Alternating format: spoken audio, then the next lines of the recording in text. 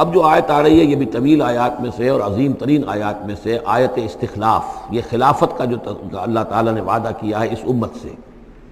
وعد اللہ الذین آمنوا منکم وعملوا الصالحات، اے مسلمانوں اللہ کا وعدہ ہے تم میں سے ان لوگوں کے ساتھ جو ایمان اور عمل صالح کی شرطیں پوری کر دیں گے۔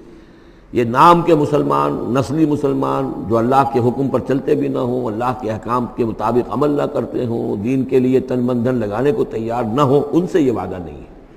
وعدہ ہے حقیقی اہل ایمان جو ایمان حقیقی کی شرط پوری کرے اور ایمان کے جو عملی تقاضے ہیں ان کو بھی بجا لائے۔ وعد اللہ الذین آمنوا منکم وعملوا الصالحات لیستخلفنہم فی الارض، کہ وہ انہیں زمین میں خلافت عطا کرے گا، حکومت عطا کرے گا، غلبہ عطا کرے گا، کما استخلف الذین من قبلہم، جیسے کہ اس نے خلافت عطا کی تھی ان کو جو ان سے پہلے تھے۔ حضرت داؤد کو، حضرت طالوت کو، حضرت سلیمان کو جو خلافت دی گئی، بعد میں بھی مکابی حکومت قائم ہوئی ہے، اس میں بھی خلافت قائم ہوئی، تو یہ خلافت جیسے پہلے ہم نے دی تھی سابقہ امت مسلمہ کو، ایسے ہی اے امت محمد صلی اللہ علیہ وسلم تمہیں بھی خلافت دی جائے گی، بشرطے کہ ایمان اور عمل صالح کی یہ دو شرطیں تم پوری کرو۔ اب یہ خلافت جو ہے اس کو تین انداز میں یہاں بیان کیا گیا ہے۔ لَيَسْتَخْلِفَنَّهُمْ فِي الْأَرْضِ، انہیں لازماً خلافت دے گا زمین میں، حکومت دے گا، کما استخلف الذین من قبلہم، جیسے کہ خلافت دی تھی اور حکومت دی تھی ان کو کہ جو ان سے پہلے تھے۔ وَلَيُمَكِّنَنَّ لَهُمْ دِينَهُمُ الَّذِي ارْتَضَىٰ لَهُمْ، اور ان کے اس دین کو زمین میں غلبہ عطا کرے گا، قوت عطا کرے گا، تمکن عطا کرے گا جو اللہ نے ان کے لیے پسند کر لیا ہے۔ ظاہر بات ہے مسلمانوں کی خلافت ہے تو اس کے معنی کیا ہے؟ اللہ کے دین کا غلبہ ہے، وہ تو بات تو ایک ہی ہے، اللہ کا دین غالب، اس کے کیا معنی ہے؟ مسلمانوں کی خلافت۔ تو چیز ایک ہی ہے لیکن یہاں تین الفاظ لا کر اس کی اہمیت کو نمایاں کیا جا رہا ہے تین اعتبارات سے۔ وَلَا يُمَكِّنَنَّ لَهُمْ دِينَهُمُ الَّذِي ارْتَضَىٰ لَهُمْ، اب یہاں دیکھیے وہی لام مفتوح شروع میں فعل مضارع سے اور اس کے بعد یہ نون مشدد، یہ سارے وعدے نہایت تاکیدی وعدے ہیں۔ لَيَسْتَخْلِفَنَّهُمْ فِي الْأَرْضِ كَمَا اسْتَخْلَفَ الَّذِينَ مِن قَبْلِهِمْ وَلَيُمَكِّنَنَّ لَهُمْ دِينَهُمُ الَّذِي ارْتَضَىٰ لَهُمْ، واللہ نے دین کون سا ہے جو پسند کر لیا ہے؟ الْيَوْمَ أَكْمَلْتُ لَكُمْ دِينَكُمْ وَأَتْمَمْتُ عَلَيْكُمْ نِعْمَتِي وَرَضِيتُ لَكُمُ الْإِسْلَامَ دِينًا، یہ آیت ہم پڑھ چکے ہیں سورہ مائدہ میں۔ اور تیسری بات وَلَيُبَدِّلَنَّهُم مِّن بَعْدِ خَوْفِهِمْ أَمْنًا، اللہ تعالیٰ ان کے خوف کی کیفیت جو ہے اس کو بدل دے گا امن کی کیفیت سے۔ ظاہر بات ہے جب تک کہ مسلمان کمزور تھے ان کے لیے خوف تھا، ابھی ادھر سے حملے کا اندیشہ ہے، ابھی ادھر سے حملے کا اندیشہ ہے، اب فلاں قبیلے کی طرف سے خبر آئی ہے کہ وہ فوجی تیاری کر رہا ہے، فوج کشی کرے گا، وہ خوف کی ایک کیفیت تھی جو ہر وقت طاری رہی ہے۔ ایمرجنسی کی کیفیت جو ہے مدینہ منورہ میں یوں سمجھیے کہ پورے 5 برس ایمرجنسی رہی ہے، ہر وقت ہر آن اندیشہ ہوتا تھا، خبریں آ رہی ہیں اب ادھر سے کوئی قبیلہ حملہ کرنے والا ہے، اب یہ مکے میں کوئی ان کی ملاقاتیں ہوئی ہیں، کوئی سازش ہوئی ہے، ابھی کوئی خط چلا گیا ابو عامر راہب کا کوئی مشن ہے، یہ ساری خبریں آتی تھیں۔ لیکن یہ کہ اب اس کے بعد وہ وقت آ جائے گا کہ ان کا جو خوف کی کیفیت ہے بدل جائے گی امن سے۔ یعبدوننی لا یشرکون بی شیئا، میں یہاں اس کو سمجھتا ہوں مستقبل سے متعلق، جب ایسا ہو جائے گا تو پھر وہ میری بندگی کریں گے کہ اس میں کسی شے کی شرک جو ہے گوارا نہیں کریں گے۔ جب تک اللہ کی حکومت نہیں ہے تو ظاہر بات ہے کچھ نہ کچھ شرک تو ہو ہی رہا ہے۔ اب ہم یہاں رہ رہے ہیں، پاکستان میں رہ رہے ہیں، اللہ کا دین تو قائم نہیں ہے، قانون کس کا ہے؟ اللہ کا تو نہیں ہے، تو گویا کہ ہم قومی اعتبار سے، اجتماعی اعتبار سے کفر اور شرک میں زندگی بسر کر رہے ہیں۔ ہاں ہمارا اپنا کوئی عقیدہ فرض کیجئے ہے بھی ٹھیک، بالکل مشرکانہ اوہام سے ہم نے اپنے آپ کو پاک کر لیا ہے اور توحید فی العقیدہ ہماری بالکل صحیح ہے، لیکن سوال یہ کہ ہم اس ملک کے شہری ہیں، اس ملک کا دستور ہے، اس ملک کے اندر جو ہے اللہ کی حکومت اور اللہ کے قانون کی بالادستی نہیں ہے، تو اس کے کیا معنی؟ ہم بھی اس کے شہری ہونے کی حیثیت سے اس میں ملوث ہیں۔ تو یہ ہے کہ یہ توحید کامل اس وقت ہوگی جب یکون الدین کلہ للہ، جب دین کل کا کل اللہ کے لیے ہو جائے گا۔ عملاً توحید کی تکمیل اس وقت ہوگی۔ یعبدوننی، میری بندگی کریں گے، لا یشرکون بی شیئا، اور میرے ساتھ کسی شے کو شریک نہیں کریں گے۔ ومن کفر بعد ذلک فاولئک هم الفاسقون، اور جو اس کے بعد بھی کفر کریں تو پھر وہ تو فاسق ہیں، ناہنجار ہیں، سرکش ہیں۔ اس کے بھی دو معنی ہو سکتے ہیں، جب دین کا غلبہ ہو گیا پھر بھی جو کفر کرے وہ تو معلوم ہوا کہ اس کے اندر خیر سرے سے ہے ہی نہیں۔ ایک یہ ہے کہ باطل کا غلبہ ہے، باطل کے غلبے میں کسی بندہ مومن کے لیے ایمان لانا مشکل ہے، ایمان پر قائم رہنا مشکل ہے، اسلام پر عمل کرنا مشکل ہے۔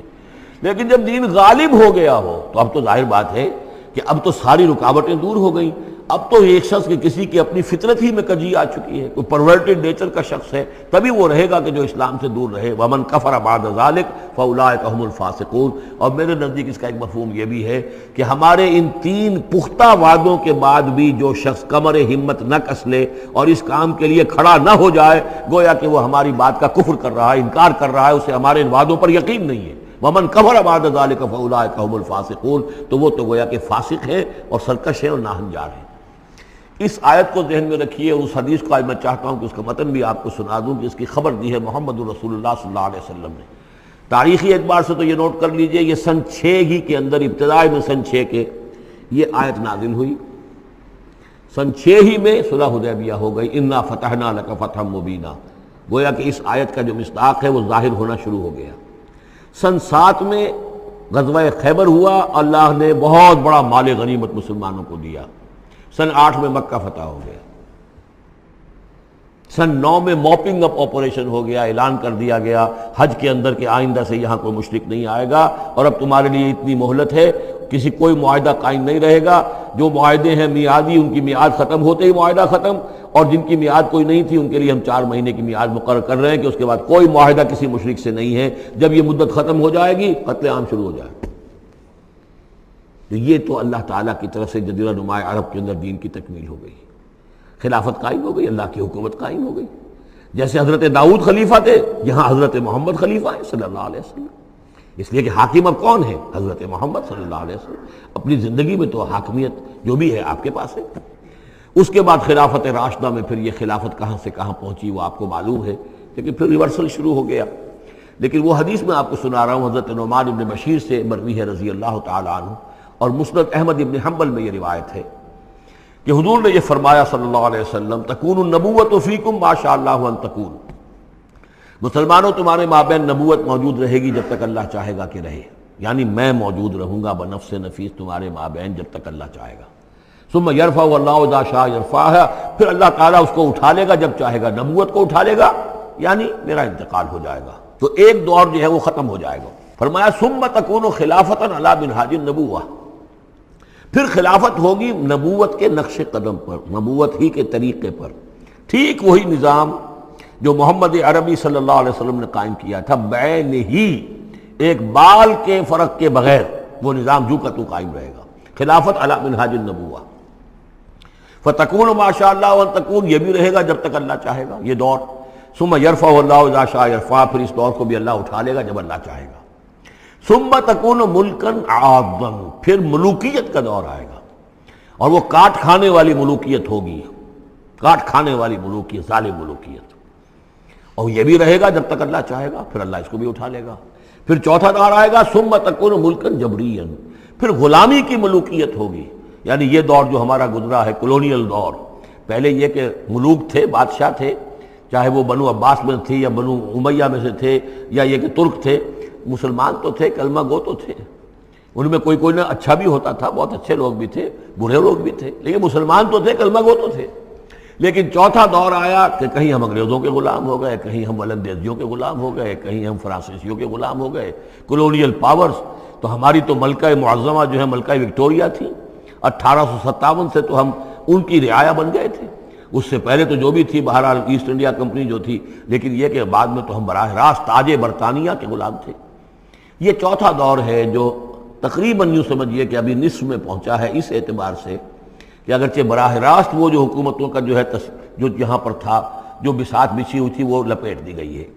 لیکن ابھی مالیاتی اعتبار سے ریموٹ کنٹرول سے وہی قوتیں ہیں کہ جو آج بھی کنٹرول کر رہی ہیں ہمیں،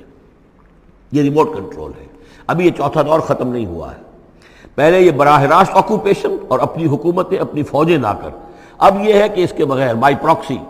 چاہے ہمارے ہی آدمی بیٹھے ہوئے ہیں، لیکن اصل میں سارا جو ہے یہ مالیاتی جو ہے استعمار ہے، ایک نیا عالمی استعمار ہے۔ لیکن یہ استعمار جو ہے اس طرح کا کولونیل رول نہیں ہے کہ انگریز موجود ہیں، ان کی فوج موجود ہے، یا فرانسیسی فوج موجود ہے، یا اطالوی فوج موجود ہے، بلکہ یہ تو IMF اور ورلڈ بینک کا نظام ہے اس کے تحت، اور ملٹی نیشنل کمپنیوں کی۔ لیکن جو چوتھی جو خوشخبری کی بات ہے وہ یہ ہے کہ حضور نے فرمایا بالآخر یہ چوتھا دور بھی ختم ہو جائے گا، اور خوشخبری یہ ہے کہ ثم تکون خلافۃ علی منہاج النبوہ،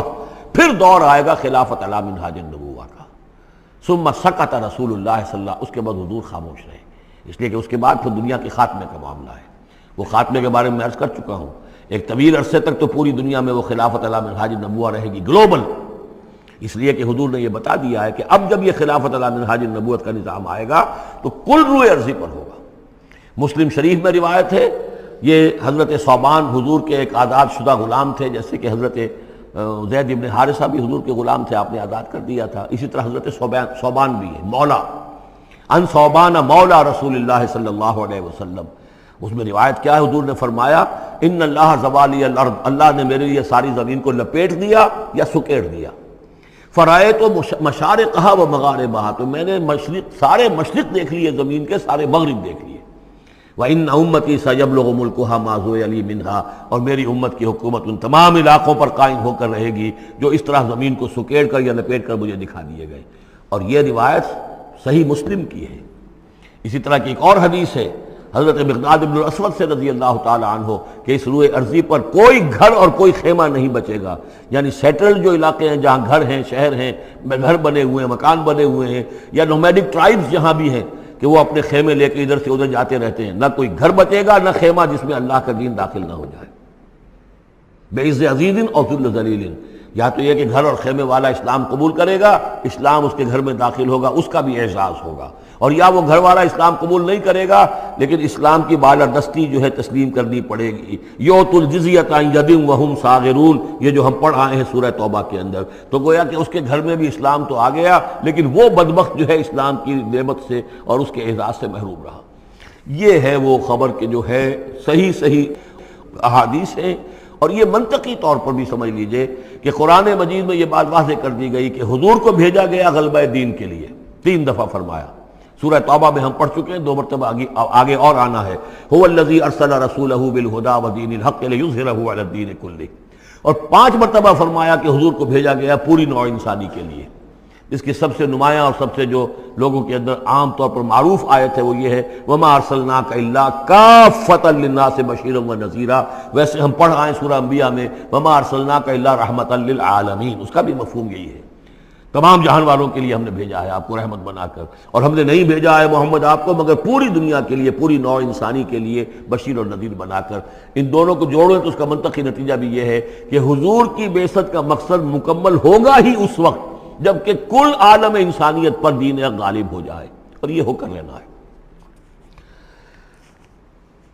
وَمَنْ كَفَرَ بَعْدَ ذَلِكَ فَأُولَٰئِكَ هُمُ الْفَاسِقُونَ وَأَقِیمُوا الصَّلَاةَ وَآتُوا الزَّکَاةَ، اور نماز قائم کرو اور زکوٰۃ ادا کرو، وَأَطِیعُوا الرَّسُولَ لَعَلَّکُمْ تُرْحَمُونَ، رسول کی اطاعت کرو تاکہ تم پر رحم کیا جائے۔ چونکہ روئے سخن منافقین کی طرف ہے، اور میں نے آپ کو بتایا تھا ان پر جو شاخ گزر رہی تھی وہ در حقیقت رسول کی اطاعت تھی۔ بار بار کہتے تھے یہ اپنے جی سے بات کہہ دیتے ہیں، آیت تو ابھی اتری نہیں، ابھی کوئی آیت تو آئی نہیں، قرآن میں تو ابھی یہ حکم آیا نہیں، یہ معاملہ جو ہے ان کو شاخ گزر رہا تھا حضور کی اطاعت۔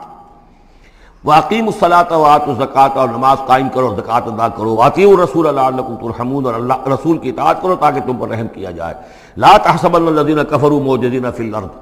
یہ کافر یہ نہ سمجھیں کہ وہ اللہ کو تھکا دیں گے یا ہرا دیں گے اس زمین میں، وَمَأْوَاهُمُ النَّارُ، ان کا ٹھکانہ آگ ہے، وَلَبِئْسَ الْمَصِيرُ، اور بہت برا ٹھکانہ ہے۔